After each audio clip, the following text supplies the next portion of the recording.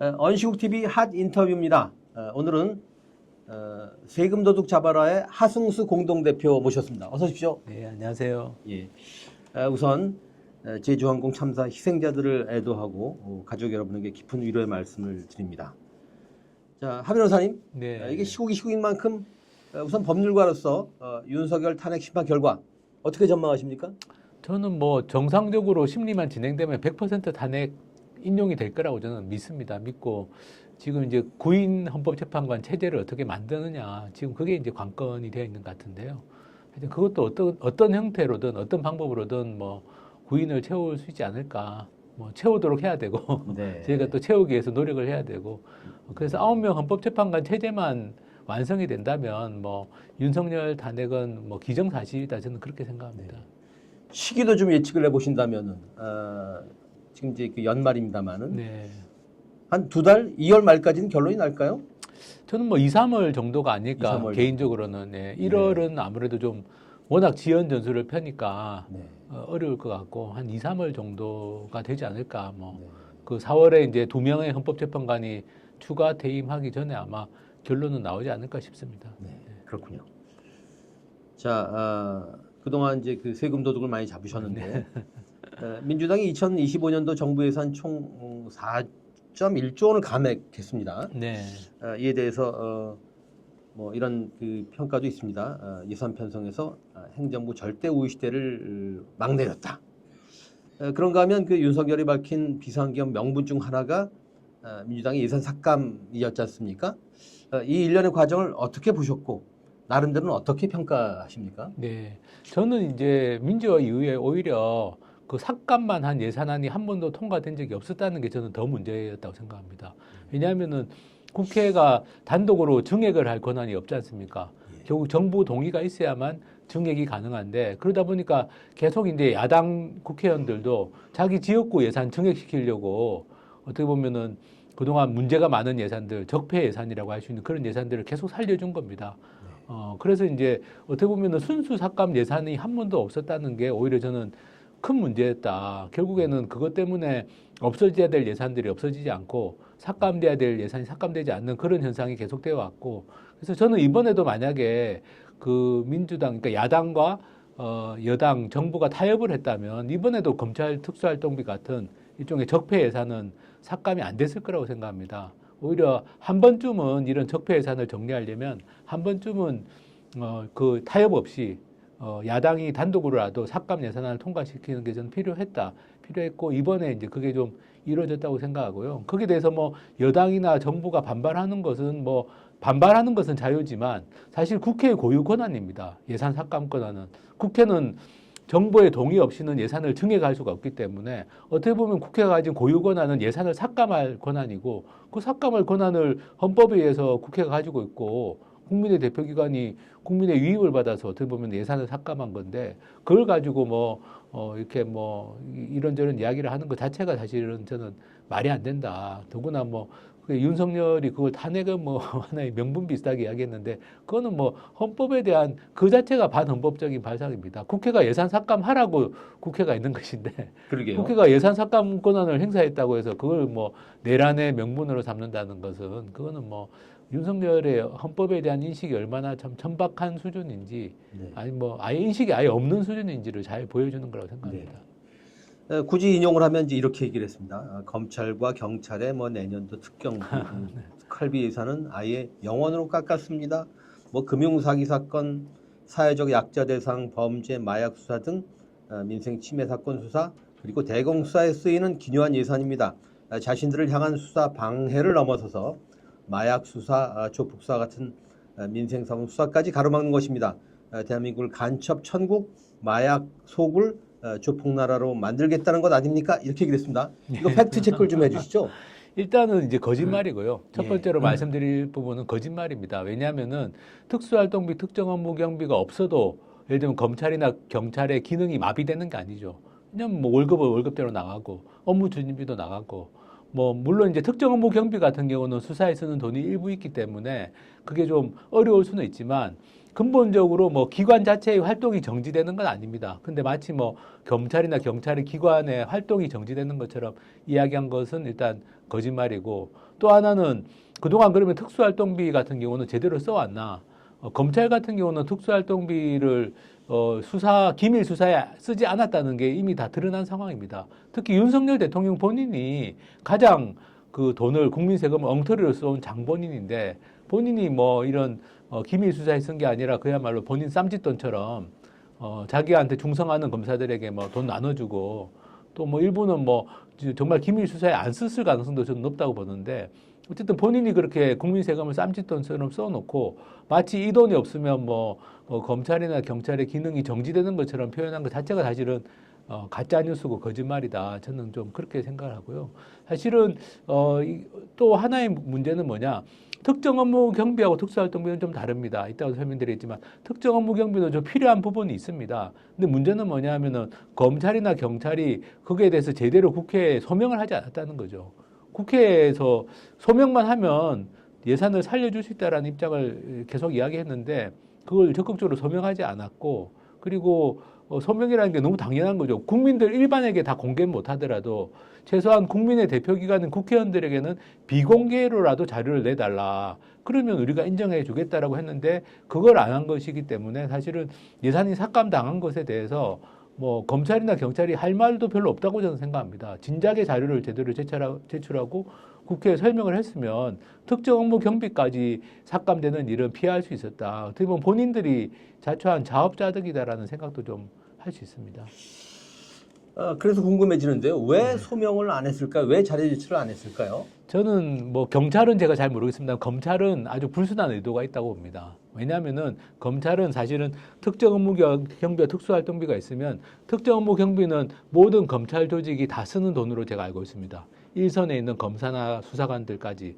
근데 특수활동비는 뭐 절반 이상을 검찰총장이 자기 쌈짓돈처럼 마음대로 쓰는 돈인 거죠.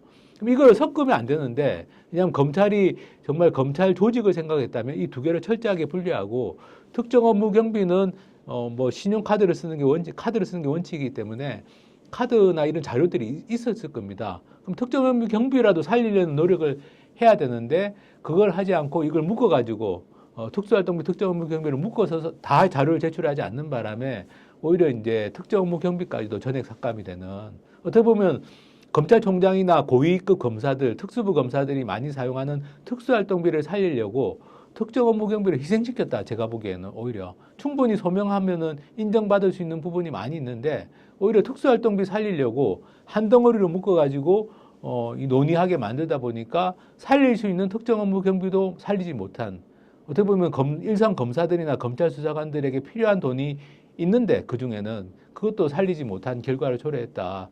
이건 어떻게 보면은 검찰총장이나 고위급 검사들 또는 전임 검찰총장이 있었던 잘못 썼던 부분들 이런 부분들을 감추기 위해 가지고 검찰 조직에 필요한 특정 업무 경비 전체를 다 희생시키는 결과를 가져왔기 때문에 저는 그 점도 어떻게 보면 다 검찰 수뇌부의 책임이라고 저는 생각합니다. 그쯤 되면 거의 배임 아닙니까? 배임을 떠나가지고 조직을 생각하지 않는 거죠. 그러니까 특정 업무 경비 중에는 아마 수당조로 검사들이나 아마 검찰 수사관들이 정액으로 받는 매월 일종의 수당조로 받는 돈도 있을 겁니다. 그럼 그런 돈이라도 살리려고 노력을 해야 되는 거 아닙니까? 조직의 수장이라면. 네. 그 조직을 책임지는 수뇌부라면.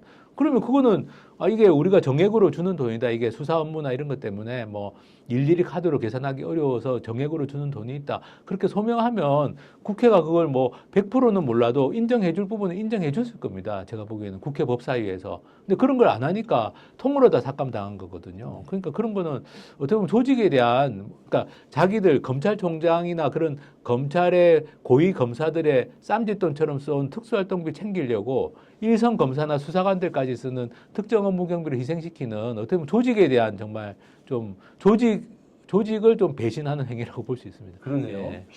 말씀 들어보면 일선 검사랄지 수사관들의 불만이 좀 있겠습니다. 있을 수밖에 없을 겁니다. 왜냐하면 네. 특정 업무 경비는 카드로 쓰는, 그러니까 두 가지가 있는데요.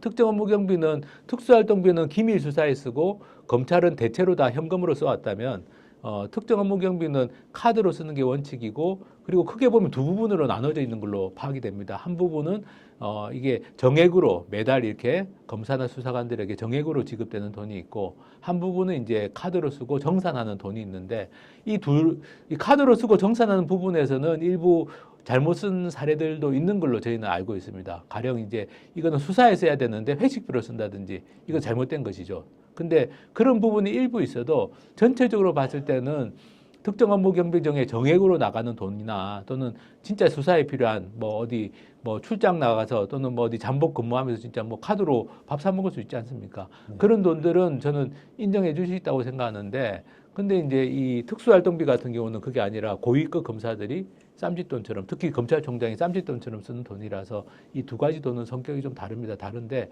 이번에 이제 이게 전액 다 양쪽이 다 삭감됐기 때문에 저는 이제 내년에 추가 경정 예산을 논의할 때 특정 업무 경비 부분은 아마 그때도 국회에서는 소명만 하면은 우리가 살려줄 수 있는 부분은 살려주겠다라고 아마 얘기를 할 것 같습니다. 다만 이제 국회에서 예산 심의할 때도 특수활동비는 전액 삭감이다라고 이야기했던 것들은 저는 반드시 좀 유지돼야 되지 않을까라고 생각합니다.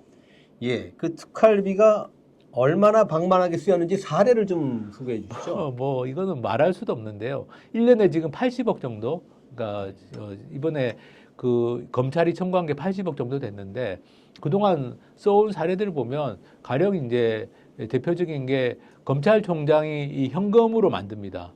원래 이 특수활동비도 관서 운영 경비라고 이렇게 검찰 조직에서 공식적으로 관리가 돼야 됩니다. 법에 따라서. 그래서 그 돈을 관리하는 공무원이 관서 운영 경비 출납 공무원이라는 사람이 따로 있습니다. 이 사람이 돈 관리를 해야 되는데 검찰 같은 경우는 이거를 현금화해 가지고 검찰총장 비서실로 전달했고요.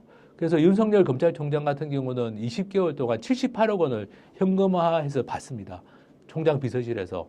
그리고 이 돈을 그냥 마음대로 그야말로 자기 쓰고 싶은 대로 뭐 주고 싶은 사람들한테 주는 식으로 써왔던 것이고요. 그게 전체 검찰 특수활동비의 한 57%가 넘습니다. 57% 이상의 돈을 검찰총장 1인이 자기 마음대로 그냥 써온 것이고, 그리고 이제 그 돈을 받은 사람들이 최종적으로 어떻게 썼는지를 보면은 뭐 정말 일선 지청에서는 뭐 공기청정기 렌탈비로 썼다, 뭐 농협 상품권 구입했을 때 기밀 수사에 아무 관계 없는 거죠. 뭐 무슨 기념사진 촬영 비용을 썼다, 이런 오남용 사례까지도 있고, 그리고 이제 좀 더 문제가 되는 건 어떤 검찰총장이 말씀드린 것처럼 한 57% 정도는 자기 마음대로 현금화해서 썼는데 그 중에 이제 가령 이제 윤석열 같은 경우는 자기가 가령 뭐 월성원전 수사를 자기가 뭐 정치적으로 좀 이걸 좀 뭐 강하게 밀어붙였다. 그러면 월성원전 수사팀에게 돈을 주는 거죠. 그럼 그 돈을 받은 수사팀은 어디다 쓰겠습니까? 사실 뭐 현금으로 그렇게 돈을 쓸 데가 별로 없을 겁니다. 그죠? 그럼 결국에는 이걸 뭐 회식비나 이런 사실은 기밀 수사에 직접 소요되는 게 아니라 그냥 그 돈을 받은 검사들이 임의로 쓸 수밖에 없는 상태가 되기 때문에 상당히 많은 돈은 아마 회식비나 또는 명절 떡값이나 이런 걸로 쓰여졌을 거로 파악이 되고요. 예를 들면 윤석열 총장이 되기 전에 중앙지검장 했지 않습니까? 예. 서울중앙지검장 시절에 윤석열이 4번의 명절이 있었는데 4번의 명절을 앞두고 2억 5천만 원을 명절 떡값으로 뿌렸습니다. 이 명절을 앞두고 그냥 갑자기 한 40명 정도 되는 서울중앙지검 간부들에게 돈 봉투를 돌리는 식으로 2억 5천을 돌렸거든요. 이거는 국민 세금으로 아무 규정도 없고 지침도 없는 명절 떡값을 돌리는데 국민 세금 2억 5천을 쓴 건데 이게 서울중앙지검만 그랬을 리가 없는 거죠. 다른 많은 검찰청에서도 뭐 명절 앞두고 돈 봉투 돌리거나 연말에 또 돈 봉투 돌리거나 그런 행태들이 드러났습니다. 또는 심지어는 뭐 퇴임을 앞둔 검사장이 퇴임하기 직전에 돈 봉투를 돌리는 거죠. 뭐 일종의 자기가 퇴임하기 전에 뭐 수고했다는 명목으로. 그래서 사실은 기밀 수사에 쓴 돈은 저희가 보기에는 얼마 안 되고 굉장히 많은 부분들은 말씀드린 것처럼 뭐 명절 떡값이나 연말에 그냥 돈 봉투 돌리거나 주로 돈 봉투 많이 돌렸을 것이고 또 일부는 회식비 같은 걸로 쓰였을 가능성이 높고 그 외에는 뭐 정말 특수활동하고는 전혀 관계없는 여러 가지 용도로 아마 오남용이 됐을 거로 저희는 파악을 하고 있습니다. 기밀 수사비로 쓴 돈이 많게 잡아도 몇 퍼센트에 불과할 거다. 저는 얼마 안 될 거로 생각합니다. 네. 그거는 이제 저희가 자료를 다 통으로 다 받은 게 아니라 뭐 가리고 공개한 게 많아가지고 알 수는 없지만 네. 저는 뭐 마약 수사나 조직범죄 수사에 쓴 돈은 있더라도 극히 일부일 것이고 사실 그 돈은 아까 말씀드린 특정 업무 경비 카드로 써도 되는 돈이 많을 거다. 굳이 현금으로 이렇게 특수활동비를 써야 될 필요는 없을 거다. 실제 수사 활동에는 오히려 이제 말씀드린 것처럼 실제 수사하고도 무관하게 그런 어떤 그냥 검사들끼리 돈봉투 돌리는 거죠. 뭐 검찰총장은 검사장 주고 검사장은 밑에 또 부장 검사 주고 돈봉투 돌리는 용도로 쓴 게 훨씬 많을 거다. 저는 그렇게 보고 있습니다. 네. 그러니까 기밀 수사비를 자료를 다 보지 못하셨지만은 많이 잡아도 50%가 안 될 거다. 뭐 하여튼 얼마 안 될 거다. 제가 보기에는 얼마 안 될 거라고 네. 생각합니다. 네. 그러니까 선의를 해석해도 경력금이군요. 근데 경력금도 다 원래 공무원이 받는 경력금, 포상금도 다 규정이 있지 않습니까? 네. 그리고 포상금, 경력금은 다른 예산 항목이 따로 있습니다. 네. 그러니까 이거는 검찰 조직이 가지고 있는 이상한 예산, 뭐 예산과 관련된 부패 관행인 거죠. 부패. 이거는 뭐 위법이고 부패한 것인데 이상한 관행 문화가 있는 건데 이게 이제 결국에는 검사 동일체의 원칙이나 이런 거하고 상명하복 문화하고 맞물려 가지고 어떻게 보면은 어떤 그런 검찰총장의 통치 자금, 나쁘게 말하면 이제 검찰총장이 정말 좀 불순한 의도를 가지고 정치적인 의도를 가지고 이 돈을 사용하면 이게 이제 검찰 조직 전체가 정치 중립성이 깨지면서 정치적인 어떤 편향에 휘말릴 수 있는 이런 성격이라고 봅니다.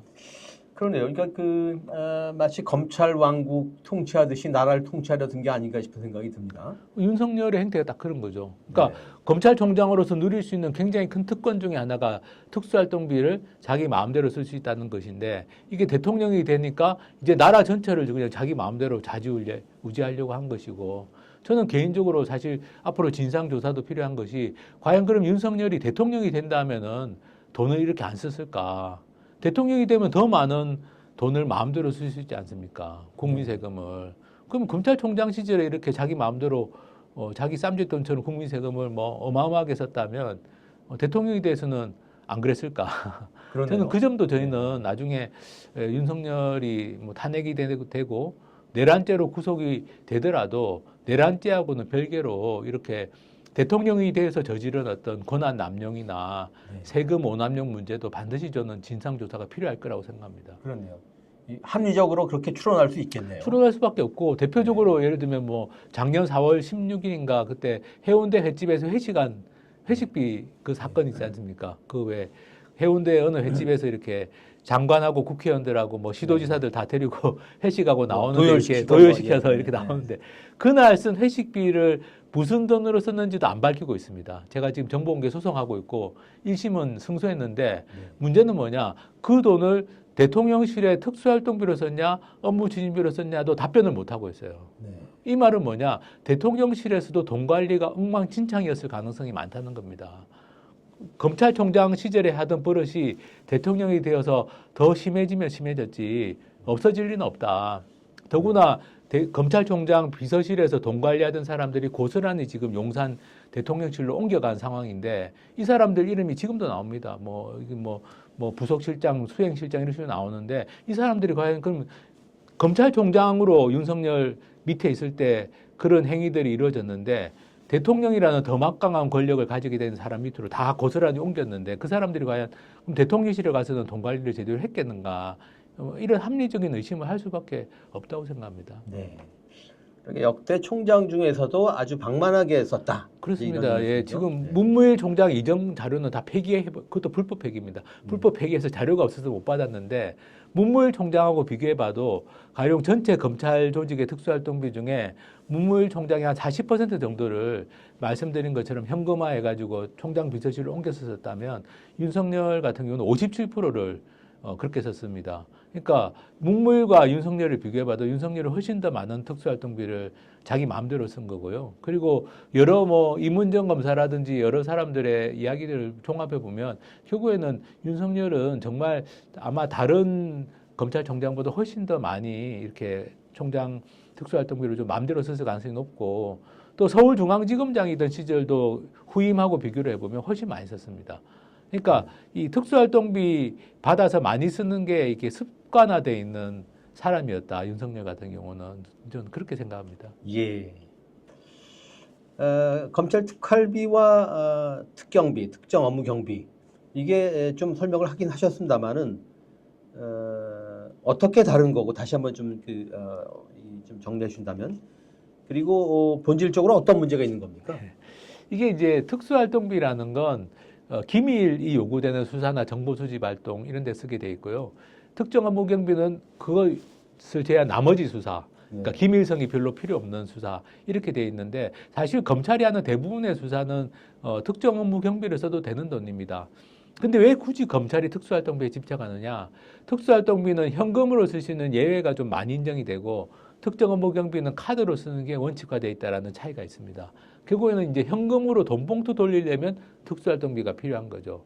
그래서 지금 그 규정상으로는 기밀 수사 여부에 따라서 구분이 되지만 실제로는 이제 현금 사용 여부에 따라서 검찰 조직은 구분해서 써왔고 이 검찰총장을 포함한 고위 검사들은 이 자기 밑에 있는 부하 검사들을 관리하는 용도로 어떻게 보면 돈봉투 돌리는 용도로 특수활동비가 필요하다고 주장해 왔다. 그게 지금까지 드러난 진실이라고 할 수 있습니다. 예.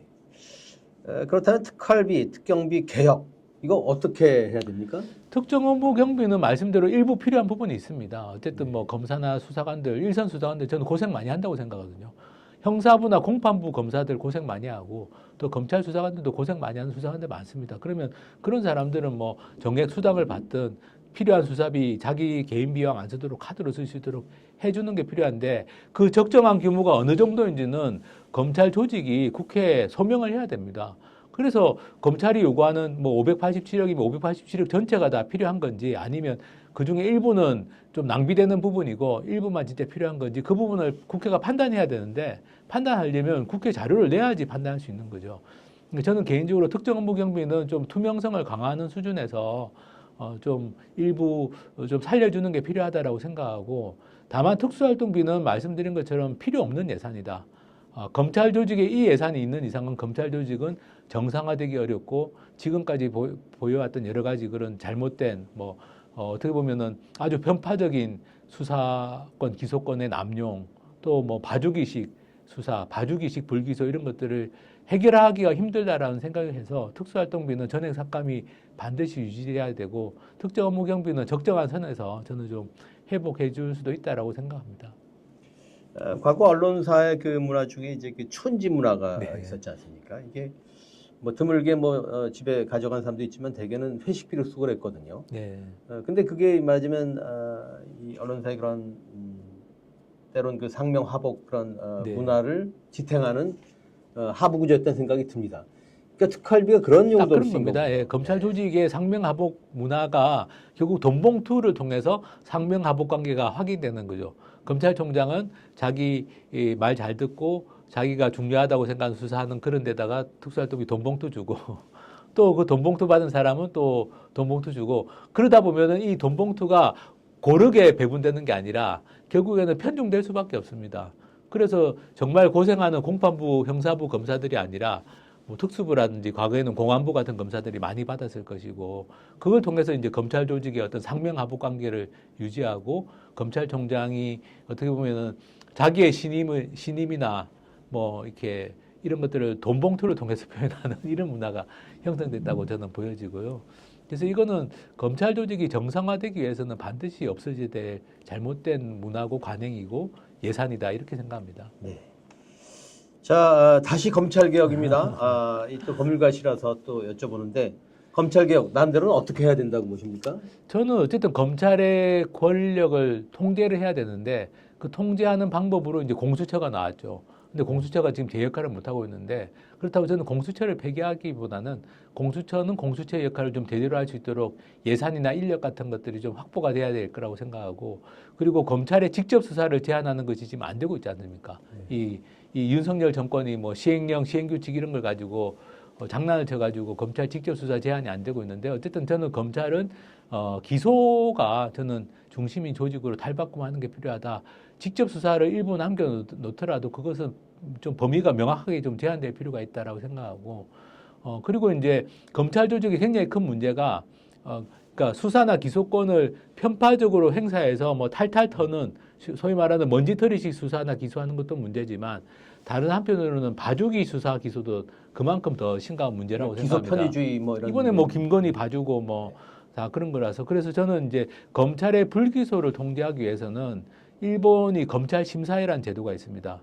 무작위로 추첨으로 뽑은 국민들이 검사의 불기소 처분이 부당할 때 그 검찰 심사회 위원들이 모여가지고 이 불기소는 부당하다고 하면은 기소 의무가 생깁니다. 그게 일본의 검찰 심사회라는 제도가 있고 미국은 기소 배심이라는 제도가 있는데 저는 검찰 개혁을 하려면 한편으로는 공수처 같은 좀 견제 기구도 필요하고 또 검찰의 권한 남용을 통제하는 좀 더 분명한 법적 규제도 필요하고 또 마지막으로는 검찰의 봐주기 기소, 봐주기 수사, 봐주기 불기소를 제한하려면 국민들이 직접 통제할 수 있는 검찰 심사회나 기소 배심 같은 제도가 좀 도입되면 그러면 이렇게 좀 촘촘하게 검찰을 좀 민주적으로 통제하는 장치들이 좀 마련되지 않을까. 그리고 또 한 가지 빼놓을 수 없는 게 말씀드린 것처럼 예산에 대한 통제. 검찰이 국민들의 세금을 제대로 쓰게 해가지고 투명하게 공개하도록 해서 검찰 조직이 지금처럼 뭐 이 정치적으로 편파적으로 검찰권을 행사해서 국가 전체를 어떻게 보면 흔들고 있는 국가 전체를 어렵게 만드는 이런 일은 좀 없어질 거라고 생각합니다. 네. 그러니까 과거 군에 대한 문민 통제가 필요했듯이 검찰권에 대한 시민 통제가 좀 이루어지겠군요. 네. 네. 검찰 그래서 사실 법무부 장관도 검사 출신이 해서는 안 되는 것이고 일종의 국방부 장관도 문민 통제를 하려면 국방부 장관도 장성급 전직 군인들이 그냥 당연히 맞는 그런 게 아니라 외국에서처럼 국방부도 이제 제대로 된 문민 통제가 가능해야 된다면 일단 법무부 장관부터 검사 출신이 아닌 사람들이 문민 통제를 제대로 할 수 있는 게 필요하고 그리고 말씀드린 것처럼 검찰이 여러 가지 수단을 통해서 검찰이 민주적 통제의 범위를 벗어나지 않도록 하는 것이 저는 필요하다고 생각합니다. 알겠습니다. 마지막 질문입니다. 우리 시민사회가 이 탄핵 정국에 어떤 역할, 어떤 대응을 한다고 보십니까? 지금 뭐 크게 보면 윤석열 퇴진이라는 목표에는 다들 합의를 하고 있고 또 사회 대개혁이라는 두 가지 축으로 지금 시민사회가 힘을 모으고 있는데 저는 이제 윤석열 퇴진은 어쨌든 저희가 반드시 이뤄야 될 목표고 결국 탄핵을 통해서 윤석열은 저희가 파면시키는 것이 이루어질 거라고 봅니다. 다만 이제 많은 분들이 우려하는 것이 이게 윤석열이라는 한 사람을 파면하는 것으로 끝나서는 안 되는 것이고 지금 검찰만 보더라도 검찰 돌변해가지고 윤석열 손절하고 있지 않습니까? 그러니까 이런 식으로 해서 또 검찰 조직이 지금 현재처럼 또 살아남는다면 또는 이제 지금 이번에 군이나 경찰 같은 어떻게 보면 물리력을 가진 집단들이 대통령 그 윤석열이라는 미치광이 내란 수계에 의해서 동원되는 일이 있었는데 이런 일이 다시는 일어나지 않도록 하려고 하더라도 우리가 아마 바꿔야 될 제도들이 굉장히 많고 지금 한국 사회에 쌓여 있는 문제들을 해결하기 위해서도 굉장히 많은 개혁 과제들이 저는 있다고 생각합니다. 그래서 저는 시민사회가 윤석열 파면을 이뤄내는 것과 함께 여러 가지 사회 대개혁 과제들 한편으로는 국가의 시스템이나 제도를 개혁해야 될 과제들이 있을 것이고 또 한편으로는 어쨌든 윤석열 정권 하에서 더 심해진 불평등이나 차별 같은 문제들을 해결하기 위해서 필요한 과제들도 있을 텐데 이런 과제들을 좀 이번 이 과정을 통해서 내란 이후에 저희가 국민들이 촛불과 응원봉을 들고 이렇게 지금 나선 과정을 통해서 좀 해결을 해 나갔으면 하는 바람을 가지고 있습니다. 네. 예, 고맙습니다. 언식TV 핫 인터뷰 오늘은 하승수 세금도둑 잡아라 공동대표 만나봤습니다. 고맙습니다. 네, 감사합니다.